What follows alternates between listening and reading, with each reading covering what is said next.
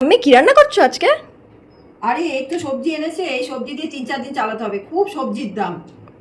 উচ্ছে দেখতে পাচ্ছি, আমার জন্য উচ্ছের ঝোল বানাও না। উচ্ছের ঝোল খাবি তুই? এটা কি ভূতের মুখে রাম রাম? ঠিক আছে, অবশ্যই করব। দেখি প্রায় ছেলেমেয়েরা তিতা খেতে চায় না। তিতা খাওয়াটা সবারই কিন্তু খুব দরকার। সপ্তাহে অন্তত 4 দিন তিতার একটা রেসিপি তো থাকাই দরকার।